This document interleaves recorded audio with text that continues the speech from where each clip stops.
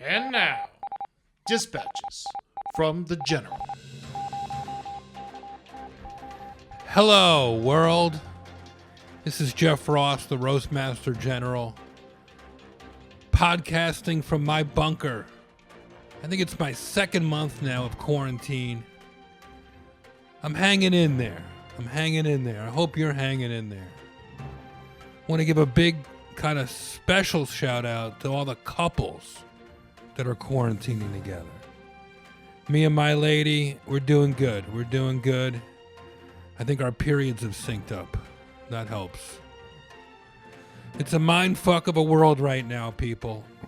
Planet Earth is closed for business. All things considered, things are considerably shitty. But remember, people, the 5 stages of grief are denial, anger, bargaining, depression, and acceptance. Or as President Trump calls it, a press briefing. And a big heartfelt shout out to all the Hollywood celebrities doing benefits. I love seeing y'all live streaming from your living rooms. Everybody looks good. Your lips are getting back to normal size. Shout out to legendary comedy figure Andrew Dice Clay, a wise man who gives me a head full of life advice today. Shout out to you people, my eshes, my emotional support humans. You can even get your emotional support human t-shirt at roastmastergeneral.com. Join the cult, motherfuckers. Join the Roastmasters Army.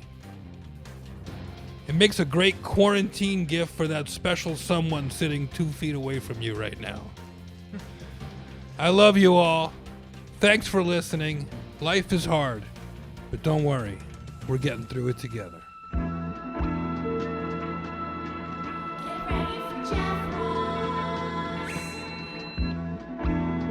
ready for Jeff Ross. Do you have thick skin? Let's all come together.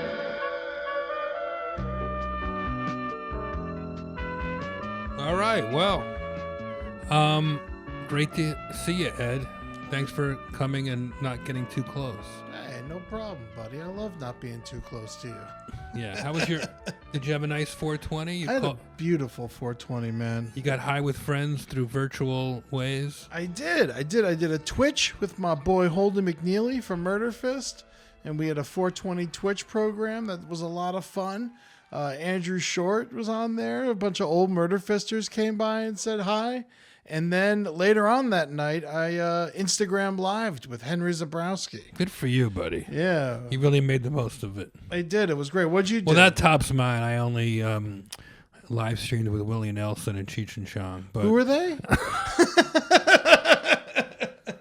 But How was Willie Nelson great. on It was Zoom? great. And then he was wonderful. It was a lot of fun. It was blue skies. He mentioned how beautiful a day it was in Austin. And I started singing Blue Skies Smiling at Us and smoking some weed. And he liked that because, he wrote that song.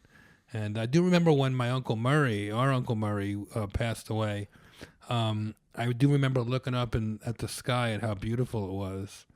And miraculously, some weird pocket dial on my phone played Blue Skies by Willie Nelson. It's unbelievable. So I really do have a special place in my head for that song. Not to mention that Yeah. Pop Herb Played Blue Skies. Right, in the saxophone band. He in had his own orchestra. version of it. That was so beautiful. Blue skies smiling at me. Nothing but blue skies. That's Willie's version? Yeah. All right, here's our Pop Herbs Orchestra right here.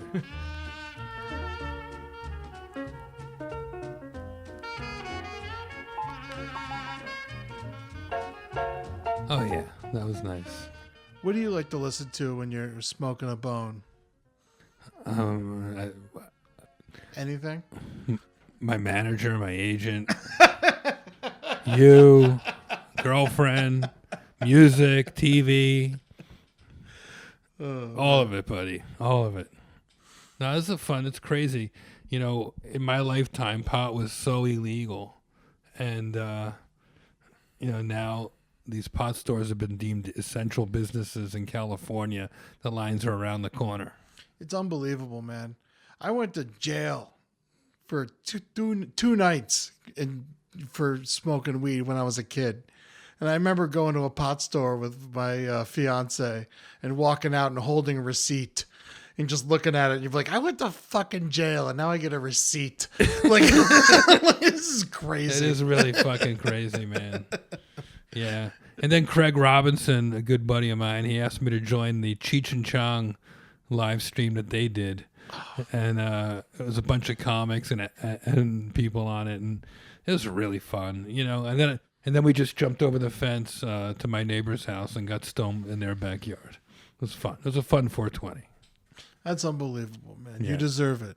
You work very hard, and you deserve a 420.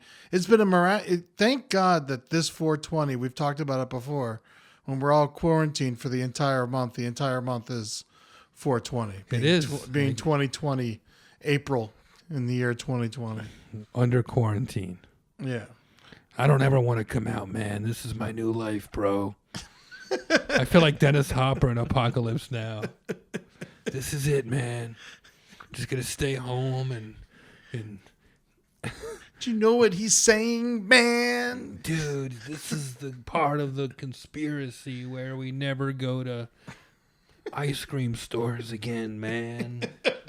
I don't know, man. I'm just happy to stay here and surf the interwebs. I mean, thank God this is happening now, and when the internet's happening. This If would they have tried to happened take 20 the- years ago. They'll have to, those iPhones, if they ever took those away, you'd have to pry it out of our cold, dead fingers. I was in the grocery store today, and I heard an Amber Alert on everyone's iPhone go off at once. Oh. No one looked. No one wanted to get the germs on their phone. That poor kid. Oh. That's funny. I've been doing so many FaceTime calls. I dropped my phone on the floor when I was talking to my buddy, and instinctively I said, "Are you okay?" like he got hurt when I dropped the phone. So, all right, Ed. Who died this week?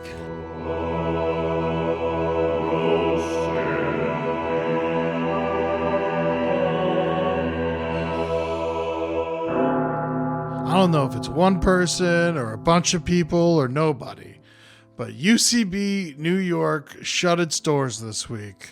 The Upright Citizens Brigade, which started as a sketch comedy show on Comedy Central and morphed into a comedy school / theater in New York City and Los Angeles for over 20 years now. They specialized in improv and sketch comedy. It was run by Amy Poehler, Matt Busser, Matt Walsh, and Ian Roberts. Past alumni include Kate McKinnon, Donald Glover, Chris Gethard, Aziz Asnari. I mean, the place is huge. Doing sketch in New York, you had to go through there. Murder Fist played there plenty of times. We used to close out the Sketch Fest there, which were just the best party that you could ever go to. It was so much fun. But it's closing because rent's too damn high in New York, they're saying. UCB was always a great place for young artists to go and throw away their college educations. Can I get an audience suggestion for the first comedy theater to close during COVID-19? Turns out you can't yes and your landlord. I didn't know UCB stood for I'll call you back. Or you close, bitches. Close down is one rude audience suggestion, but the customer is always right. With all the classes they taught at UCB, too bad none of them were business. Wait a second. If the UCB closed their doors in New York, where's Matt Besser sleeping tonight? How does a comedy theater that refuses to pay its performers go bankrupt? I give it up to UCB. This has prepared its students for their own bankruptcy soon to come. All right, well, shout out to all the graduates of UCB, wherever you are. For just $400 a semester, you bought yourself a social life for a while. When the press asked Amy Poehler about it, she said, "Don't worry, I'll be fine." Roast in peace. The great UCB. Had a lot of fun there. Sad to see it go. Yeah, it's been a strange time, man. Strange time. I didn't expect to do this type of show. I wanted to call Andrew Dice Clay for 10 minutes and just sort of like check in with him and see how he's doing. And once I got him on the line, we just kept going and going and going. And he's one of those guys that I just love listening to. He's been doing comedy for decades. He's a living legend. He's one of the first comics ever to sell out arenas and make gold records out of comedy with Rick Rubin producing his albums. And he just cracks me up. He scares me a little bit sometimes. I don't know. Have you ever met Dice? I never met him in person, but I followed him intensively. He's and very yes, he's very scary. But your dad took you to see him when you were little. My dad, when I was a kid, when I was way too young, I went and saw him at the Sunrise Amphitheater in Florida, in Sunrise, Florida, and that was great. I learned a lot of words I shouldn't have learned that night. Yeah. I think cunt sucker was one of them. Yeah, cunt sucker. Yeah, well, that was my nana's nickname in high school. So it's a long and winding road of a conversation. I can't say it's an interview. I can't say it's a. I don't know how to describe this talk we had with Andrew Dice Clay, but I'm so fucking glad it happened. So it's very zen. Very zen. I think we're getting a new, evolved, dare I say, charming Andrew Dice Clay. Here we go. This is crazy, Dice. I've been definitely like having my good days and my bad days, and you called me up and I called you up a couple times, and we were just like, having one of those like checking in conversations. I know. And I'm listening. Whenever somebody texts me lately, I call them back on FaceTime because I want to check in with people. And nobody gives me better life advice than you, Dice. So I did make a list of advice questions. We could ease our way into it. Nothing intense, I promise. I'm not worried. I could always hang up on you. We're friends now, so I don't care if I hang up on you. Do you remember when we met? Wait a minute. Well, I remember seeing you around, like the Cafe Roma area. Yeah. Yeah. That was my first hang in Beverly Hills. Yeah, I lived on Doheny, 100 South Doheny, and so I wanted that Beverly Hills address, but I wanted to see the old comics, so I would have to go to Cafe Roma. We would say you told me since, but to sit hang out with Milton fucking Berle, right? The greatest. You did that a lot. You did that. You were the only guy that was, happening. The other, I would go, you would go. There was a fun little. You appreciate the traditions. You appreciated seeing the legends, the old guys. Now there's probably kids coming up to you all the time, and now they look at you like we used to look at those guys. I don't know if that's a good thing. No, it's the best. You come on. No. When we were seeing Milton Berle, I mean, you're right. He was 90 years old. He was in his 90s or something. He wasn't working no more. He was just hanging. You know who I used to see there all the time? He yelled at me one time, Shecky. I put up a picture of him the other day. Shecky Green. I that was one of the funniest guys I ever met. I used to talk to him at Cafe Roma. Yeah. Do you know how he quit his career, right? What happened? He wigged down? No, he was on stage in Vegas. Right. And he just got all uptight. And he just left in the middle of his show and he never went on stage again. Whew. Stage fright. So I got to sit with him one day, not a lot, just, one of the guys, and we're having a nice conversation. And, I'm trying, I'm the type of guy that I like, because he was still like young enough that if he wanted to, still play Vegas, this and that, start screaming at me. You understand what I get for a show? I go, yeah, but you're sitting here telling me you haven't worked in 15 years. I'm just trying to like inspire you a little, Yeah. And he go, I got $50,000 a show. You giving me that? And I go, I'm just saying that I think you're great and that maybe you want to go back to work. Not who's paying you or how much. Right. Oh, he got so angry at me. But honestly, back then, Milton Berle was really good with me. He used to sit outside Cafe Roma smoking cigars. I smoked my first cigar ever with him. Yeah, you would tell me that you sat with him a lot, though. Yeah, a lot. Like at the Friars Club, at events, at Cafe Roma. He called me a few times, and I didn't even believe it was him the first time he called me. I was up in Montreal doing a gig, and the phone rang at the hotel. Like, who the fuck does that? Tracked me down in Montreal. He wanted to talk to me about a show. It was the coolest, man. It was. I really do miss. I miss those days. I miss those guys. That's like amazing history. Yeah. Like I had that.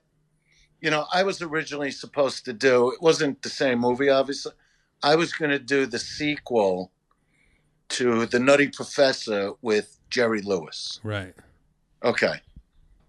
So I would get calls at home from him, which I couldn't believe. Wow. Even though. And he's, make no mistake, the guy's a prick. Like when they would say about him, he's a fucking prick, he's a dick. Yes, he was. Really? But I always look at it like it's all those things that made him Jerry Lewis. Like, take any of those ingredients away, he would have never became Jerry Lewis. The greatest artist. Yeah, he was amazing. But the first time I met with, this is like, I'm talking about 90. Right. That to talk about, because I can do, the nerd, the nutty professor, with the glasses. Oh, yeah. That's how I started out. Really? I never saw that. Well, I got to start. I don't have the glasses with me. I'm not saying to do it. I'm not setting you up, but I mean. But when he would do like kelp. Yeah. Okay, so all right, so. Actually, I was, excuse me, Father, not to seem didactic in any way. So anyway. How did you just do that? Because it's extra talent. It's just extra. I can't do that. That would be hard for me. That's impossible. I could think of jokes, but... Oh, yeah, working out with dice. All right, so there's the first piece of advice I want to know. How do you stay fit during quarantine? How about some tips for the... 1 second. How many reps? That's 8, 9, 10, 21. 11. 21. 21? What is it? Blackjack or dumbbells? No, they're really 20s, but I like doing 21 because that's one more than anybody else is doing. Great advice, Dice. That's good. That's good. Every set is 21. I don't try to put on a lot of muscle. I look to more shape it out. Right. So you don't look like just this big idiot. Right. You understand? So it's a well balanced workout, but it's like the Spinal Tap thing. Like these amps go to 11. One more. Like you're taking it one past awesome but to I one was more. I was actually going to put his pictures up today. I've been pulling pictures out of books and all that shit to entertain people, whatever. But the guy that taught me to train is Stallone's guy. The guy that put him in shape for the Rockies and the Rambos. Right. So Sly introduced me to this guy right before I did Fort Fairlane, and he taught me how to train my body. Huh. And that's it. So I've always stuck to what he's taught me. I mean, I've added stuff, but this guy was Mr. Czechoslovakia. What's he was your 45. When I met him, he was 45. Name is George Pipasek from Czechoslovakia. So for 4 years in a row, he was Mr. Czech. And then what happened is steroids came into the business. So he quit because he looked like fucking Tarzan, this guy, the way it was built. So he moved to America and he built his own gym and every machine in it. And he met Sly. And that's how their relationship started. And, you know, Sly would introduce him to other, you know, people that wanted to train seriously. Like, I'll never forget, you know who Rick Rubin is, right? Of course, the music producer. Okay. The So biggest. Rick wanted to train. He was my record producer. Right. So I'll get back to the fucking Rick Jerry Rubin Lewis produced thing. one or two of your major hits. Five. Five of them. Def Jam. Yeah. Yeah. And The Day Till After Died is the biggest selling comedy album just ever. So I know you're a great, great comic, but don't ever try to beat that record. It's stupid. Do you It's know just what? Do you remember what it was? Well, it went gold in less than But in is 4 gold, days. Dice, honestly, is gold really worth as much as it was a few years ago? Isn't it really a silver and copper kind of business? Just fucking around. I know you are. It's hot, Dice. I'm trying to. No, but I'm trying to bump myself. We're gonna get back to your plan, but you know, a record going gold in 4 days is ridiculous. I can't even imagine. It's incomparable. It's 500,000 copies. I was going to do an intro saying all this before you even come on the podcast, but since you're why here, didn't you? Why didn't you? Because I record that. I'm not going to waste your time. All right, but the bottom line is that was the album that Mitzi Shore, who owned the Comedy Store, Yeah. and David Geffen, who owned Geffen Records, both told me how this album was going to, and it was a double CD with like 15 people in the crowd, was going to ruin my career. Okay. Because I just got done doing Dice Rules, which was me at the Garden. It was my 21st and 22nd arena show. And so we put that out like as a movie and a CD. Right. So that's, 18,000 people, Now we wanted to do something different. So I said, why don't we do like the ultimate late night set somewhere? Right. Not just really a Dice crowd, just an unsuspecting late night drunk crowd. So we did it at Dangerfields. Right. And I'd go on for about 2 or 3 hours a night. Really? A couple nights. Yeah, I wound up in the hospital last night. I was completely depleted. I went up there with no idea of material and just made up the album. So Mitzi comes up to my house. For people listening, she owned the Comedy Store. Mitzi Shore. Yeah. And she wants to hear some of the album. So she couldn't take anymore and asked me to shut it. Sure. And she's like, you know how she sounded like Al Pacino. She's like, Andrew, that album is going to ruin your career. Why? Because it was so X-rated or so controversial, or why did she say that? Well, because it's all made up, unproven. It's a double CD, and there's really no people in the crowd, and they're walking out on me, cursing me out. Okay? So I basically don't... She's right. Hey, look, so she was right. No, she's also the person that told me Dice would never work. That it's too tough, it's not self-deprecating. I always thought Mitzi was in your corner. I always thought the legend was that she was a big supporter. Listen, well, I got so she pushed you. She pushed you by making you prove her wrong. Are you gonna let me answer? Sorry. No, I mean, I don't care if it's what I'm saying. When I came to the Comedy Store, the act was the Jerry Lewis thing. Right. But I'd come up in full garb, looking like the Nutty Professor. Amazing. I would take the magic formula, music would come on, and I would turn into Travolta from Grease. And talk like Travolta, Do I got to do that also? Hey, what was his character's name in Grease again? Well, talk to Barbarino. Let's Yeah. say you talk. They're all of them are the same at that point. Barbarino, how's the quarantine going? What? Are you staying Okay. 6 feet away, Barbarino, from all your class, all the sweat hogs? Up your nose with a rubber hose. So then what would happen? You would do Travolta as an All open, right, as a and big then opening. I would end with Travolta doing Grease Lightning with the That's my music, favorite. Go with the Grease lead lightning, vocal. No, I would do the singing, no lead vocal. It was all taken out of the music. Wow. So when I auditioned at the Comedy Store, number one, all right, I want you to say how long it is when you go up on open night mic to audition. 5 minutes, 2 minutes, like 3 minutes or something. 3 minutes. Right. So I came from Brooklyn. Right. You understand? Yeah. You don't know how Okay. to talk for 3 minutes. Yeah, 28-minute audition. So I'm coming off the stage, and I didn't know from the Comedy Store with the MC. I'm only in the business 6 months. Okay. Right. Wow. Yeah, I started September 13th. That's my 78. birthday. 78? Yeah, happy birthday. That was my bar mitzvah dice. Holy man, we're meant to be. Bar mitzvah. I Look at got this. bar mitzvah. Look at me. What? Look at me now. Yeah. I got bar mitzvah on Halloween. Is that why you always look like you're wearing a mask? Oh, you're roasting me a little. I get it.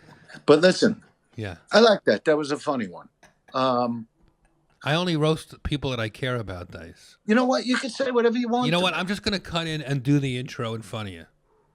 Okay. Folks, when I was starting out as a comedian, there was everybody had to be like Ellen DeGeneres and Jerry Seinfeld, and you had to be a certain way, and that's how it was. And I liked comedy, but it wasn't really something I thought I could ever do. Sometimes I still wonder. But there was another comedian who was from the East Coast who came out looking like a fantasy version of how we all thought we were. The rock star version of just a regular guy from New Jersey. In this case, it was Brooklyn. And it came time where I actually tried comedy, and I don't know, how am I going to do this? I don't know anything about comedy. I'm the son of a caterer. I'm going to split the difference. I'm going to try to be like Richard Lewis or something, like dress kind of nice, but still act tough, be myself. But then it came down to taking pictures. I had to take that first headshot. Now, I wasn't going to dress like those guys. I already had the leather jacket. I already had the haircut. I just hit the gym for a couple of weeks. As I say this, Andrew Dice Clay is working out. So, Dice, look at my very first headshot. I think you should send that to me. Take a picture of it. I want to post that. That's Jeff Lifschultz, some That's fucking just- loser that lives in New Jersey with his grandfather. No, you actually look good. I want you to send me That was the best I ever looked in my entire life. Never went downhill from the very next day. You got to send me that. You got to send me that. Love him or hate him, you had to respect the fact that this man was making gold records, selling out arenas, and building a career that goes forever to this day. Please welcome a man I need life advice from, Andrew Dice Clay. It's good to be here, but let me ask you something. Let me ask you something. Yeah. Like you know the part when I talk during the intro. It's great. What do you mean? No, I'm just saying, is that okay? Yeah, what do you think this is? It's all right. It's quarantine. People are lucky. No. I'm lucky you even picked up. I have No, questions. stop it. We're friends. We're friends.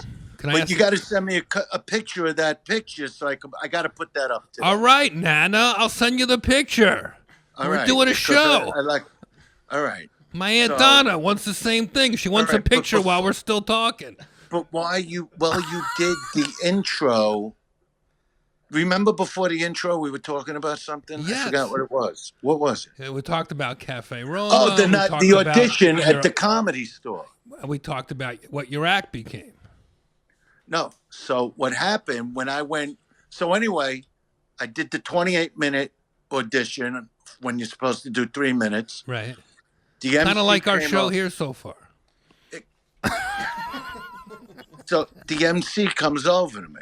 You understand what I'm saying? Do you remember who the MC was? Yeah, Rob Aguayo. Uh-huh.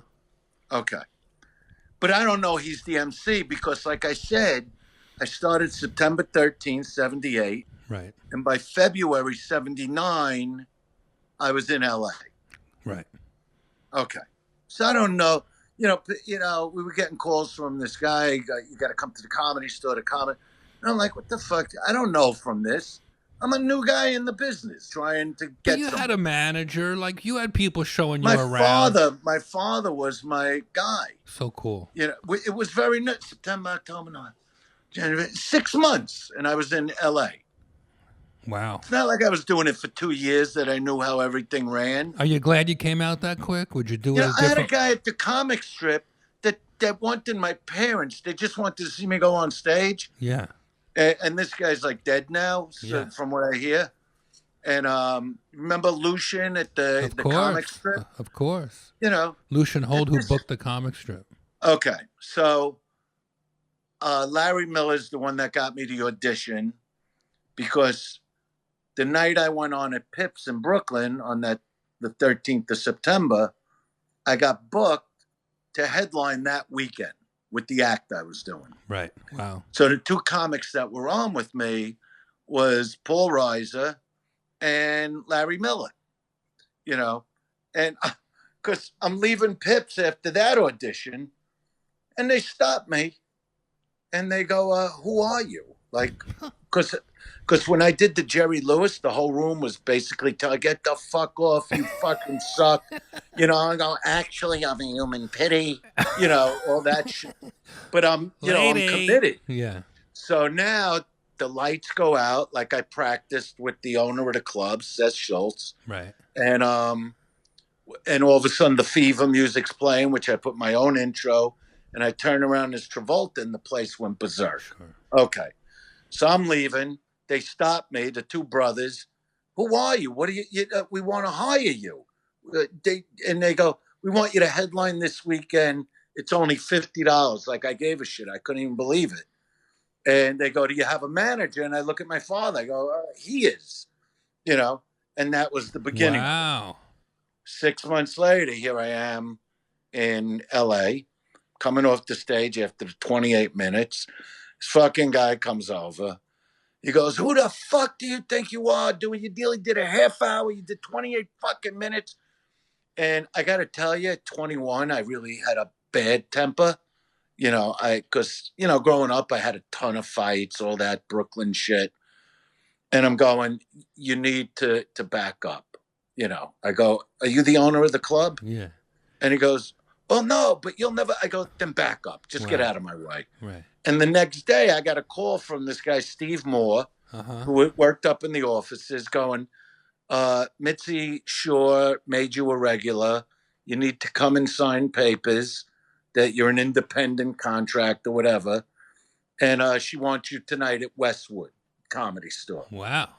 And when I came you'll like this, when I came into the parking lot of the Comedy Store in the afternoon to come up to the office to sign everything, coming out of a trailer is Henry Mancini and Kirk Douglas. I'm in LA for a day. So you see the two big stars. Yeah, I'm seeing fucking Kirk Douglas. Right. And I'm going, you're Kirk Douglas. And he's like, it's nice to meet you. Like, I got scared of the guy, But that was my intro into the Comedy Store.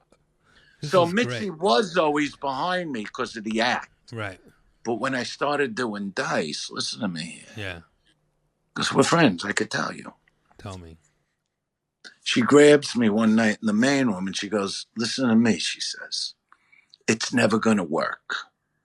I go, what's never going to work? She goes, this whole Dice thing, she goes, it's too tough and there's no self-deprecation. And I go, why don't you do yourself a favor? Just keep me at the Westwood Comedy Store and let me worry about that. Sure. And I actually told her right to her face, because I don't like whenever anybody makes decisions for me. You know, that's why I failed every class in school. But she was the king. You had to listen to her. No, but I didn't have to do anything. Nobody tells me what to do my whole life. That's why I get divorced all the time. That's why everything falls apart. That's why you dress like that. No, but I told well, what should I wear on a 96-degree day when I got to take a walk with my chick? How about what should I wear? For quarantine? What should I wear? How A about down some coat? How about wearing What should I some wear? sleeves during quarantine? What should I wear? Some from Alaska? Dice. What should I wear? Do you wear a leather mask with studs on it? What do you wear when you go out? Do I have my mask on there? What do I got? This is what I got. One second. Keep it black. Keep it black. 1 sec. This is what people are seeing in the street.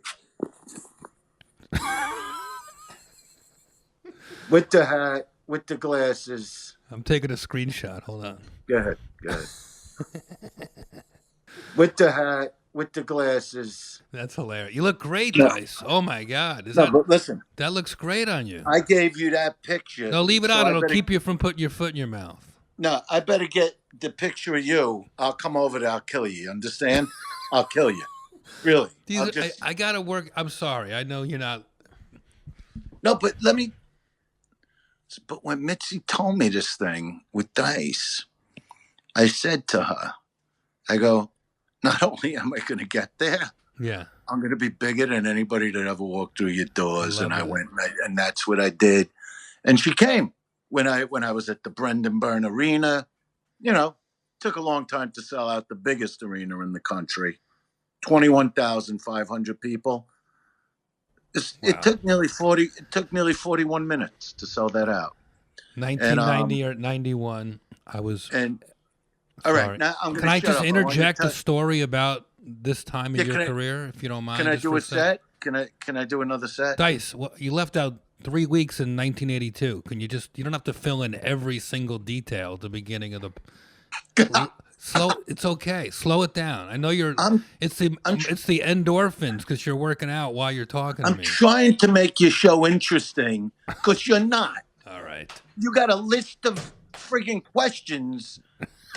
You do that with comics that got nothing to say. No, I don't do that with anyone. Only you. Normally, I don't even have comics on. Oh, I didn't even know that. Yeah. Well, what do you All think? Right, so let's do it. You think you're playing with kids here, Dice? I'm sick of you fucking disrespecting me like this over the years. I'm sorry. I try to be respectful. I try to write a nice intro, ask you questions that I've been wanting to know for sometimes decades, and you're like, all right, I'll talk to this fucking idiot while I'm working out. I'll tell him what's what. Do you want me to give you a jacket? Look, 1989. I better get that picture. You're dead man walking. You understand? Nobody gets this picture, Dice. All right, now tell me what you were going to tell me. Come on. Yeah. I was in Poughkeepsie. Forgot the name of the comedy club, but I would do Poughkeepsie a lot. Huh? Yeah. So I'm on stage, and it's one of my first road gigs ever. I'm probably making a couple $100 for the weekend. Nice hotel attached to a convention center, and I'm emceeing, and the headliner is Ray Romano, who's not well known, but he'd done a few TV hits here and there, enough where he had the headlining spot. And while I'm on stage, out of the darkness, this giant figure in a white T-shirt and a leather jacket comes out of nowhere, like just emerges like a shadow, and he hands me a note. He hands me a little piece of paper. And I'm nervous. I read I don't have time to read it or the wherewithal to read it ahead. I just read it out loud. And the guy who handed me the note, I found out later, was a guy I'm still buddies with named Kenny, Club Soda Kenny. And Soda Kenny. And he handed me a note, and all it said on there was, and I'm getting ready to bring up the headliner, Ray Romano. And the note said, "Please welcome the undisputed king of comedy, Andrew Dice Clay." And I just read it. I don't know if it was serious or it was a prank or what was going on. And as soon as I said it, the crowd went bananas, and you walked on stage to a standing ovation. And you did about, 20, 30-minute guest spot. And then Ray had to go on. And he did great. He did do great. And you were nice enough. You passed us a note, and you invited us to go to the Civic Center next door the next night. And I had a spot. I was working, so I could only see the beginning. And it was it was inspiring. I'd never seen arena comedy before. I'd never seen a concert by a comic like that. I think you were, just the lights and everything, and it was probably 10, 12, 15,000 people, and you were playing drums in the beginning. So No, at the end. At the end. You sure you didn't open with the drums too? Didn't open with the drums. It was Santana, Soul Sacrifice. We would end with that. Oh, okay. Then maybe I saw the drums, and I was like, I wish I could stay and see that, because I had to go, bring up Ray. Yeah, it was a long show back then, with a lot of music. Maybe I came back and saw the end. Yeah, that could be. Can I ask you for some advice on some stuff that I've been... All right, let's try it your way. Your cousin seems to be loving this. I'm a big fan, Mr. Dice. It's a pleasure to see you. Wait a minute. Are you different than the other guy? No, I'm the same guy. I just took my hair down. Oh, you got rock and roll. Yeah, man. Absolutely. Yeah. Every which way, baby. Rock and roll, if you like it, you can't help but move to it. I came along when rock and roll had no trend. I feel very lucky. Okay, so what were you saying? Extra talent, Elvis. I was like, wow, that is a great Benny King impression. Well. Extra fucking talent. I can't even figure it out. Who's your favorite impression you've ever done? I don't know. I don't look at it like that. Let's go do it your way now. All right. Roast me for a second. Roast you? Yeah, I like it. All right. Well, listen, I don't know what Miami detective show you're auditioning for, Dice, but you look great. See, I can't do it like that. Dice. Because I put you on the spot. Keep going. You dress like you should have a metal detector on the beach. Amazing. It's a great hat. I really think it's cool that your new girlfriend is letting you borrow her sunglasses. No, you didn't like that one. Sorry, Dice. Sorry. No, but why would you say that? I didn't mean any disrespect. No, this is the thing. Yeah. You know how I am when it comes to girlfriends. Right. I help you with your life. Well, this is what I was trying to get to this whole time. Oh, I need advice. No, but do the roasting more. I'll forget the last one. Well, I'll work it in. Okay. I didn't I plan. think you did it. All right. I didn't plan to roast you. I need advice from Dice. Okay. It's been 6 weeks now, quarantining. We're on our second. Basically our periods are syncing up. How do you keep it hot? Give me some advice on how. One sec. Walk out of here. It's all. I'm doing a podcast. She came in to say hi. She was coming in. I just ended it. Okay, like I said, there were rules in a quad thing. In a what? What are we in again? A quadra thing? Quarantine. Quarantine. Not Ovaltine, and not Quentin Tarantino. No, but it's like I told her when I'm on the phone, go call your mother or something. Stay out of my sight. Right.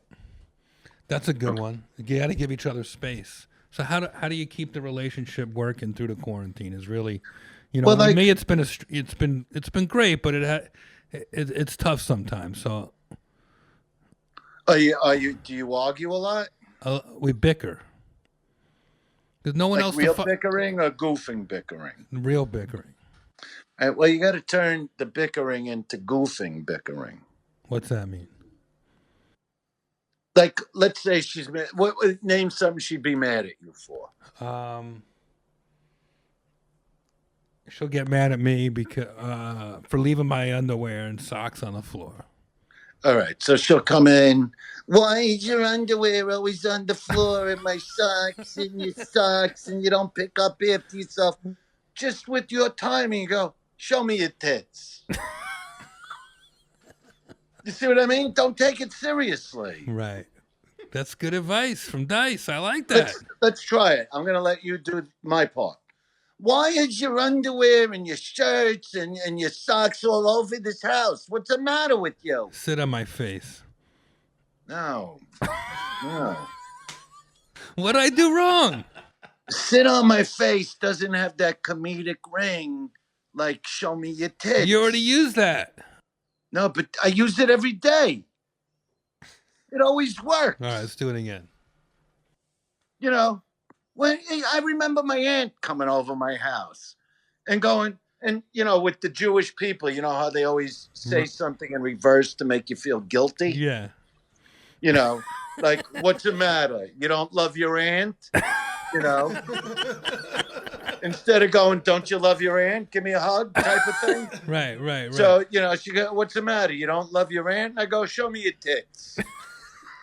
You see what I mean? And then she laughs and it's better? No, everybody starts laughing because it's in front of, 10 relatives. Even my grandmother would laugh at that shit.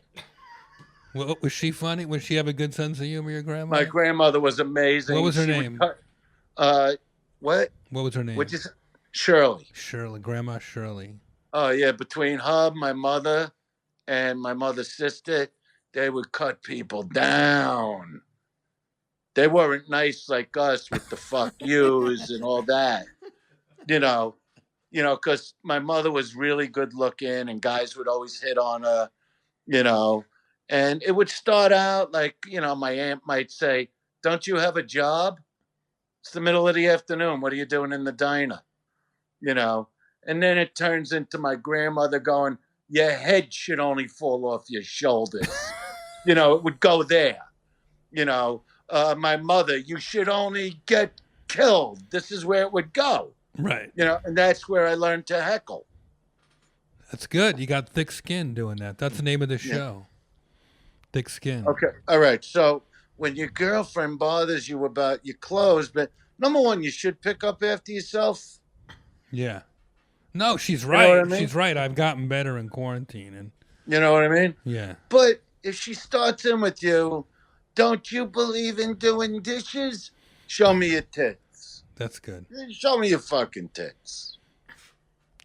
How's the quarantine lovemaking? Is it hot as when you're on the, like when I come off stage, I'm all like souped up, I'm ready to go. But when you're laying around the house all day, it's tricky to keep it hot.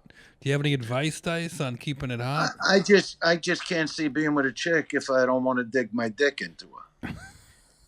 Of course I would do that, but do what? Say it. It'll feel good. Dig my dick into her. Oh, God, that's the greatest thing I've ever heard you say.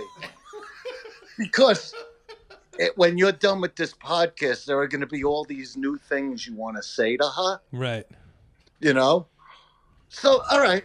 This is good. This is good advice for me. No, but like if she said, Jeff, I made you a beautiful dinner and you didn't even do the dishes because I want to dig my dick into you.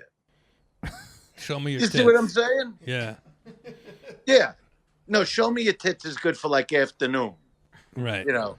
Because I don't want to bang in the afternoon. I don't believe in that. Really? Yeah, I hate it. Why? When? You know how they say with fighters they can't bang before a fight.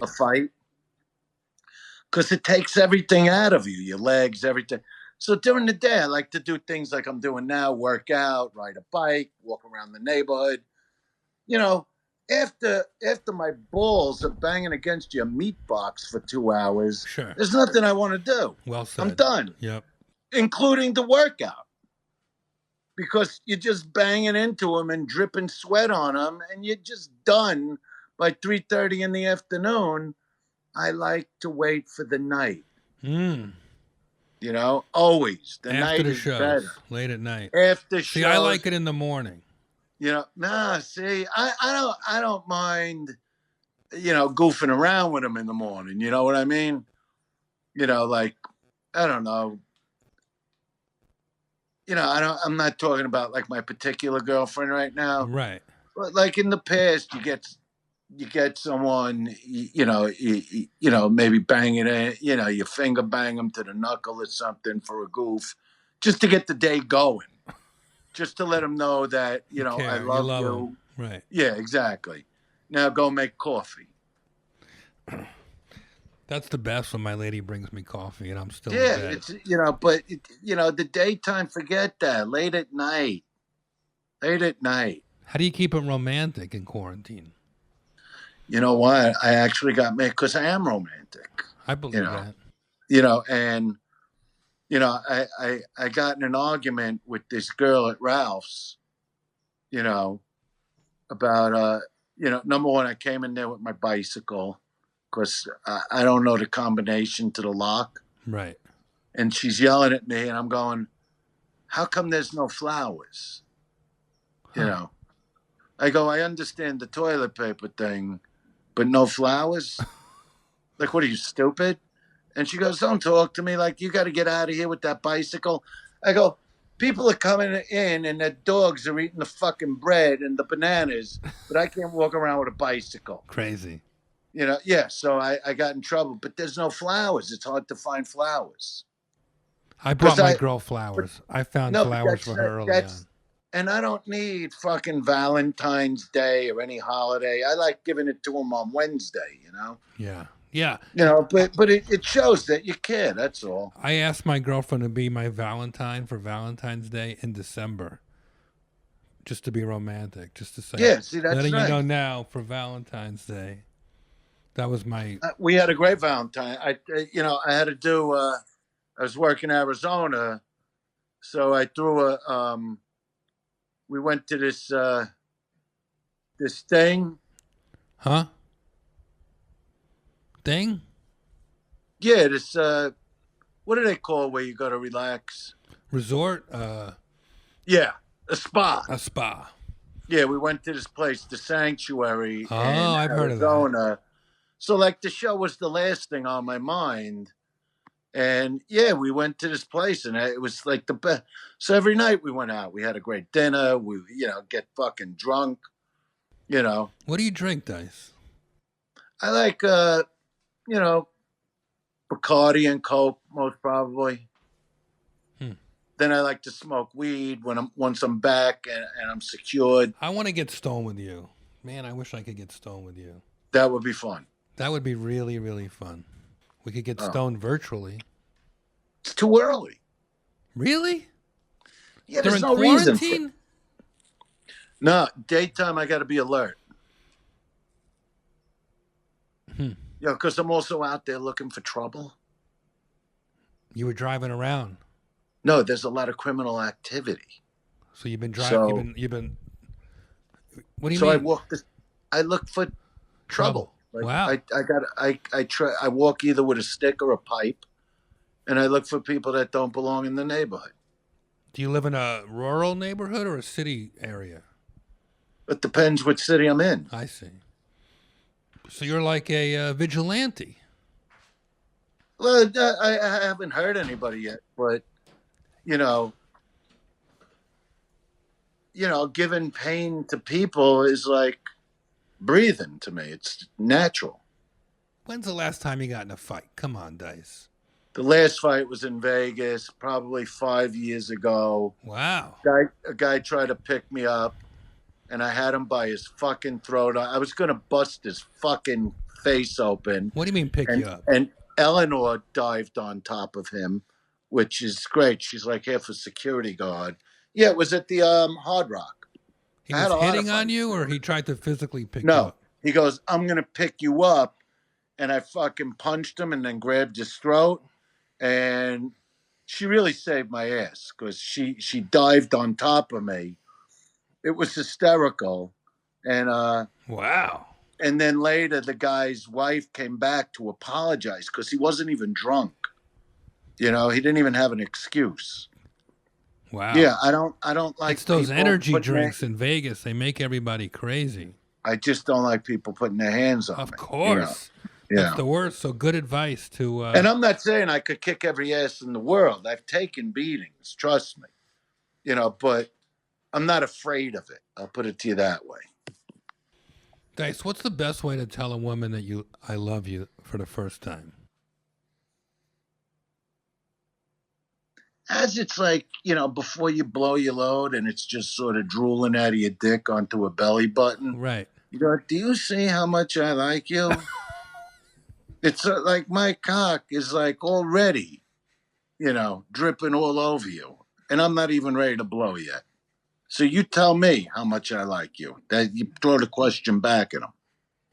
If you're just tuning in, we're getting advice from Dice. All right, do another roast line. A roast line on you? Yeah, good. Another one. Hickory dickory dock. Dice is sitting around in his socks.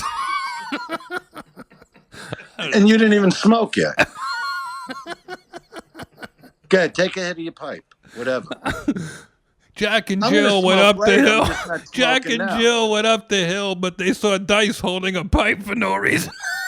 I don't know why that would. It's not rhyming. It's a joke. It's just using Oh. your construct as for a roast joke. Oh, okay. All right. I didn't plan to roast you. One day for a big birthday or something, I'll roast you for real. I mean, a lot of your friends might say you wouldn't take it well. So I don't know. I don't give it. You think I really care about that? Obviously not, because you letting me roast you today. You're the roast master. Why wouldn't I let you roast me? Dice, What? what do you do if someone gets too close to you during the pandemic? Somebody walks up to you, they forget, they want to autograph, a selfie, they get within 6 feet. Give me some There's advice. There's one guy I told to leave the grocery. Really? That's how mad I got. He's in the aisle. Right. And I'll always, you know, have that moment where, okay, Andrew, don't start nothing. You're with a new girlfriend, whatever. And she don't like to see me get mad. And the guy's in the middle of the aisle, looking down at his phone. He's about 50 years old, right? Yeah. And I'm just waiting. It's like I wanted to see how long this asshole of a human being is going to actually knowing what's going on. And so I go, oh, that must really be important, huh? Like what you're doing now. So he looks, I go, you got to move. Really? You know, and he goes, well, I just want to finish doing. Now he wants to test me. You know, he goes, I want to finish what I'm doing. Huh. I go, you're going to move one way or the other, you know, or else you're going to have a problem you can't handle. Dice, You know. this is not Brooklyn, and that you can't do that out here. No, but what? But that's what I hate. Because one about day you're LA. gonna get a guy who's also got a pipe. No, but and you're gonna listen get to me. you're gonna be. That's the thing about LA. If somebody came up behind me and said, you got to move, no matter what I think I got in me, I'm going to move. Because I don't know what that guy's got. I get it. You see what I mean? Yeah. So I'm really telling the guy to get out of the way. And then I told him, you're going to have to leave the store now. Go do your phone shit outside. Because I'm really starting to get mad. You know? And he goes, I'll get the security. I go get whoever the fuck you want. I was trying to be nice by telling you, by goofing, going, like, how important is that fucking thing you're doing right now? No, because we got to keep the social distancing. All right, that's what I'm saying. So what's your So advice? get the fuck out of the way before I club you to death. Good advice. That's how I am. Good advice, Dice. They're not like East Coast. I love the weather out here. Yeah. Okay? Beautiful day today. I love the way you could live out here. You know what I mean? I love all that. But the people, the real LA people that grew up out here, Yeah. got the brains of an asshole lip. You understand? They know nothing. They cross the street. They don't even know how to look both ways. These tofu-eating fucking Californian assholes. Do you understand? I get it. I said, And it's because their Californian tofu asshole parents never taught them to look both fucking ways. right. Yeah, people here are different than back where East Coast. Exactly, because I'm like the nicest guy in the world, if you really know me. I agree. That's true. If So you're on I your try. good side, if you're on your good side. No, but I try. I really try to be nice with people. You have a reputation of being a nice guy. And if you drive a Prius, When you you're come just to a the- fucking asshole. Prius, I have a Tesla. No, a Tesla is a great car. A Prius says the person in here is just a dumb fuck. Why? What's your thing about Prius? Who's ever going shopping for a Prius? Unless you're an asshole. Did you have an issue with a Prius? Anybody that drives a Prius, number one, don't know how to What drive. is it about a and they're an Prius? asshole. It's not the Prius. It's the people that own them. I see. Yeah. Never drive right. They never drive right. All right. I'll well, no respect Prius. somebody in a Corolla, but not a Prius. All right. Good advice. What about straws? Now, I want to help the environment, so I'm trying to move to paper straws now. Do you have any advice for people on getting used to paper straws? Yeah, don't use them. Good advice, Dice. Why But not? think about it. Why? Well, why are you using them? I want to know why you're using them. Because I want to save the planet. I want to help the animals, the sea. I don't want sea turtles to choke on a fucking straw because All right. I You've couldn't been use out a here paper too. straw. All right, listen to me. Okay. Really? I don't want to get mad. We're friends. All right, this is the thing. Okay. The guy that built it at all the Starbucks, whatever. Okay. Starbucks moved to paper straws? Yeah, that's who started the movement with the paper straws, going, the plastic straws are killing the fish. This is the same guy that wants to try out for president, right? Harold Schultz. Whatever the fuck his name is. Howard He's a dumb Schultz. fuck. Okay? He's trying to be good for So the environment. the guy that built this multi-billion-dollar company, Yeah. okay, decides to take away the one thing that he built it with. Straws. Plastic straws. This fucking guy says like this here. The straws are killing the fish.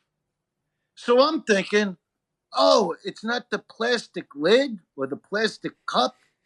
It's my straw that's choking Moby fucking Dick to death. So you know what I started doing? It's the turtles, not just the whales. No, you know what I started doing? What? Stealing all the fucking Oh, straws. Dice, come on. That's not right. Don't make me prove it to you. What? Where do you stealing them and you hoarding them? Yeah. Why? Because the paper straw don't work in the plastic cup that he thinks is okay, that the fish has no problem digesting. Huh. So you're The hoarding. fish loved the cup, but they complained about the straw? What are you, out of your mind? Just get fucking plastic straws. Be a man now. So what happens? They're hard to get. People are not even selling them practically. When I go to a nice restaurant now, they Not want to if you give you a know me. paper straw. Not if you know me. You know what I do when I go to Starbucks? What? I bring my straws. I got thousands of them. You bring your I own. wiped out. You don't even understand what I do to these fucking places. Number one, I take all the sugar, okay? Because I go in with this giant drum bag. Looks like it's not a backpack because I don't believe in backpacks. My Aunt Bess used to steal the sweet and loaves from the restaurants. I'd love to meet your Aunt Bess because I was taught that when I was a child, that your mother would tell you in the diner. She'd say right to my face, she'd go, Andrew, I'm your mother. I'm telling you now, when you leave the diner, you take all the sweet and low. And I go, why, Ma?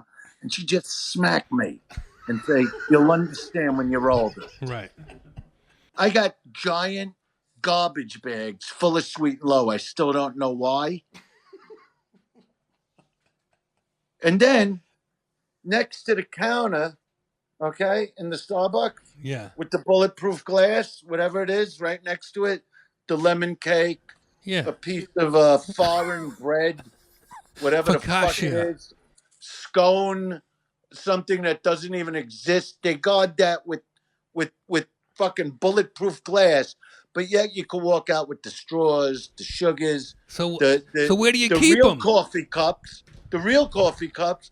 And right near the door is the $250 fucking coffee maker, no alarm, that I'm just passing to my two boys and they're loading in the back of the fucking trunk. If you came stole to it? my house on your way out, I go, "Here, Jeff, new coffee maker." And you go, "Oh, Dice, I can't take that." I go, "No, Starbucks gives them to me." It's like But an yet, endorsement. It's like an I don't get endorsement. no lemon fucking cake because they guard that, these assholes. That's in the bulletproof glass. Doesn't make sense. It doesn't make sense. Where do you keep so these either straws? does the owner getting rid of fucking the thing you need to suck the fucking iced coffee with. So where do you You keep get your the straw? cup. You keep What? them in your car, so when you go to Starbucks, you have it, or you? Well, I have a supply in the car, but not all of them because I know how valuable it is. You keep them somewhere else too? Oh, yeah. Oh, you really take a lot. I have thousands of them. Are you kidding me? Not just from Starbucks. This is 7-Eleven, if you understand me now, and understand me if you can, and you Yeah. will, and I'm sure you do. Yeah. 7-Eleven got them tall fucking straws that you take with the sodas. They got the Slurpee straws with the little fucking spoons. Yeah, those are great. And these fucking imbeciles that own those places, they don't see me packing my fucking shorts in with their fucking straws. They're assholes. What? I'm not doing any racist stuff. I'm just saying, I don't know what you want me to say. This You is the can't- world we live in. No, it's the world you live in. We don't talk. You have to evolve, Dice. Well, You're gonna I get gotta be people honest, mad at you. I Eleanor. want you're beloved. You have to set an example. In my very first special, I did a whole bit on people from other countries.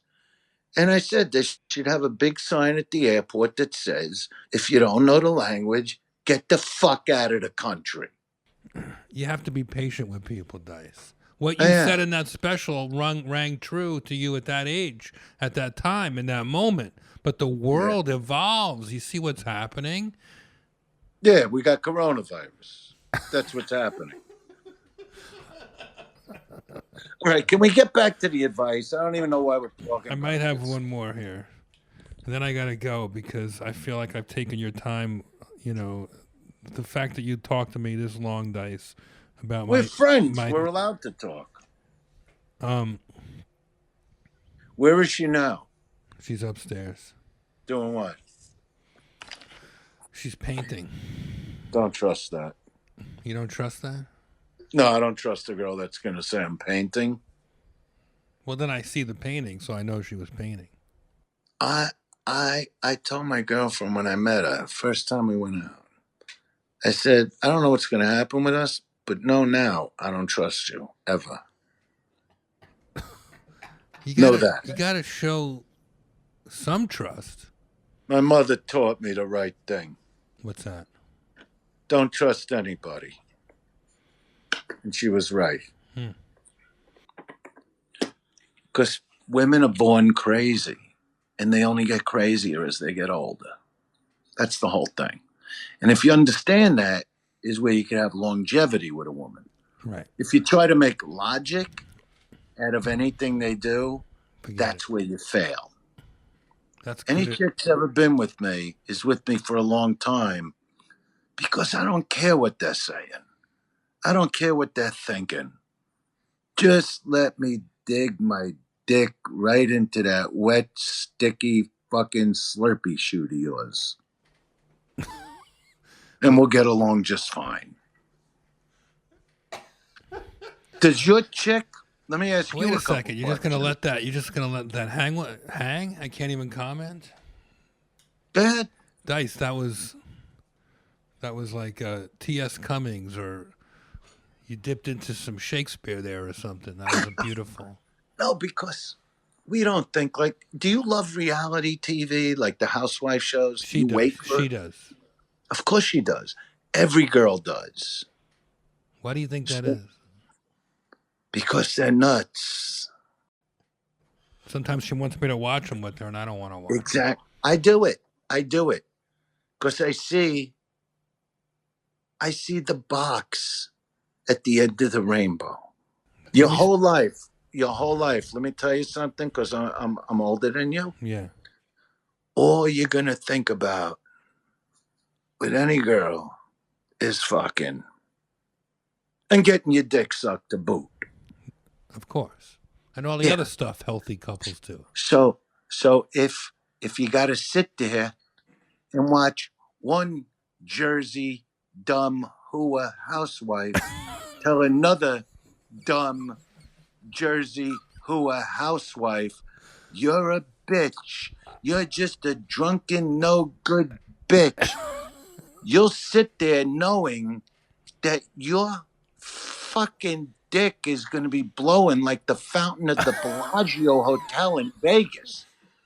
But if you don't think that's going to happen at the end of that show, well, then there's no reason for you to watch it. Right. No, I get it. It's about compromise. Relationships, it's about compromise. You got to... We're waiting. All we wait for is the end game. I think this is a softer you. You must be in a good place in your current situation because I am. Because I feel like you're being more generous than I've heard you in the past about the opposite sex. I like this. I've always, women are my thing. That's what I've always loved. Yeah. That's why I would goof on them on stage. Like if I'll look at a girl and go, bottom line, you suck a good dick. You know what I mean?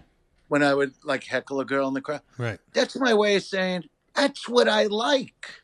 Right. You know, I like girls. I like big fucking floppy tits in my face and their box bouncing up and down on my dick. So you're a man.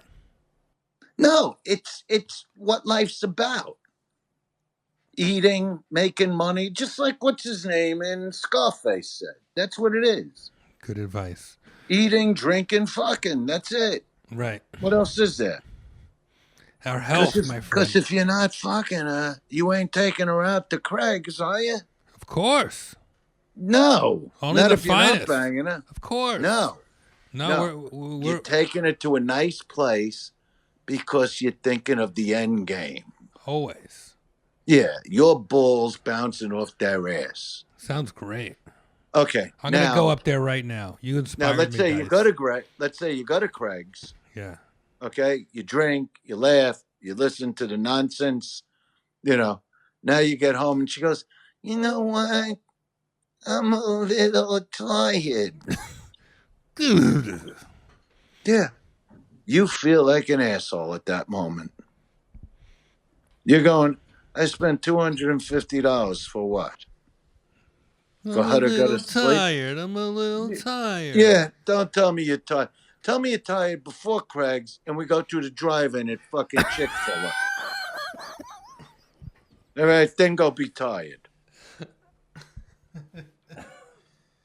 Good advice, Dice. Yeah. This was so enlightening, man. I feel better.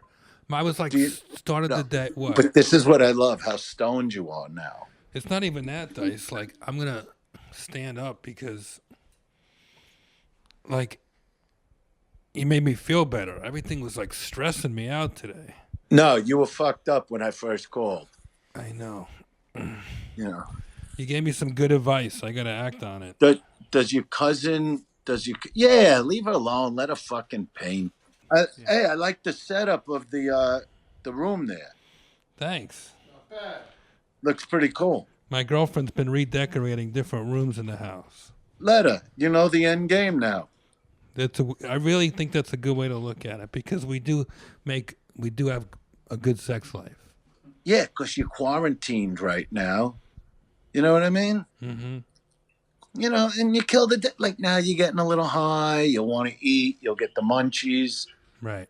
And then about 11 o'clock at night, you drag her up to the workroom, whatever. You know what I mean? That's what I try to do.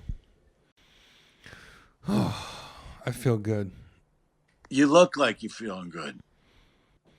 Dice, I want to thank you for your generosity and giving me all these words of wisdom, all this advice today. No, thanks for having me on.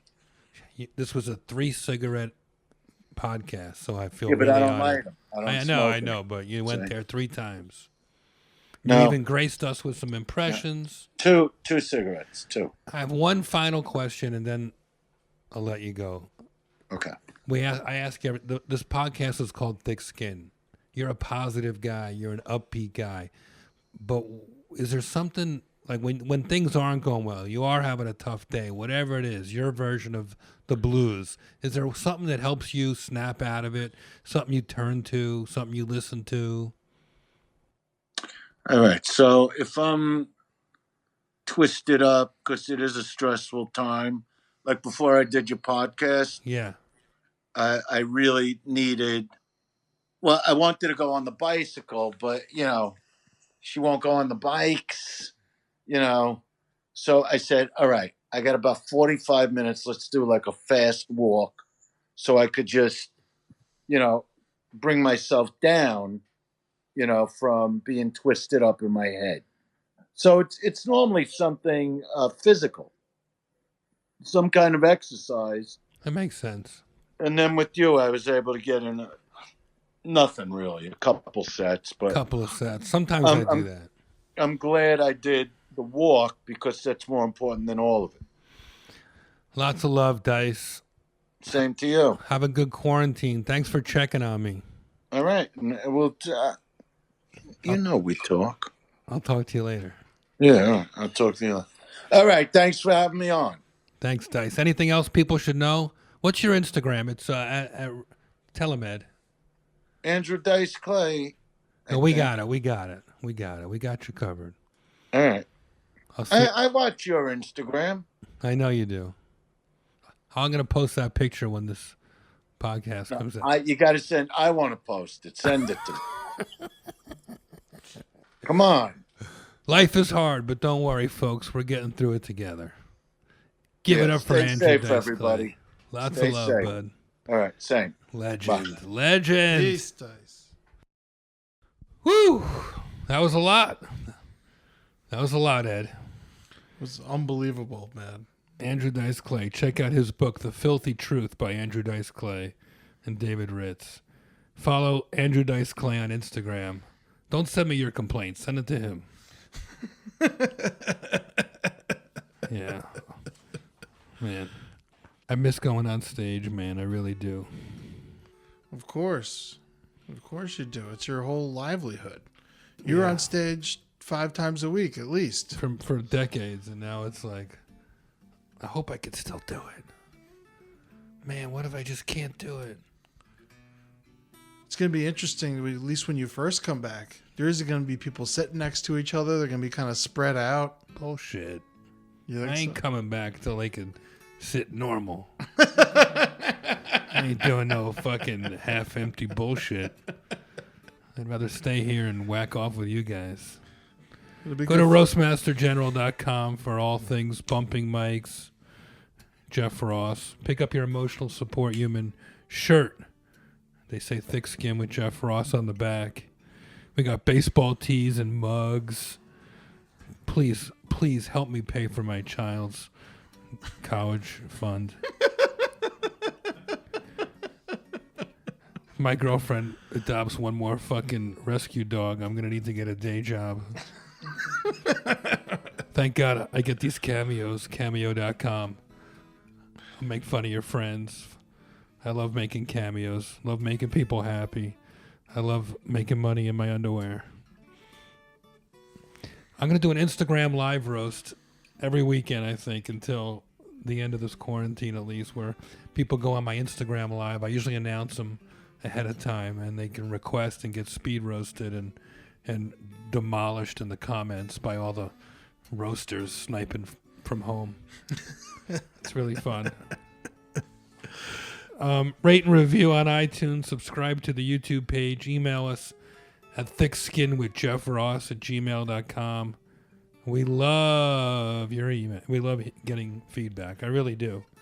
Follow the show. Follow me. Follow Ed. Ed's at Eddie Tunes. You can find him on Twitter and Instagram or his podcast, The Brighter Side, which is awesome on the Last Podcast Network. Life is hard, folks. But you, us, the Eds, who else? Dr. Fauci. Of course, Dr. Fauci. Tom Hanks is feeling better. He's killing it. He's hosting Saturday Night Live again. Let's see. Who else? Who's doing it? Jackson Brown seems to be doing fine. Jackson Brown's feeling better. Shout out to my buddy Danny Burstein, who's feeling better. Cuomo's better. Cuomo's better. Everybody's... Maybe we've flattened the curve. Who knows? We'll know soon enough. So keep drinking your bleach. I love you guys. Bye.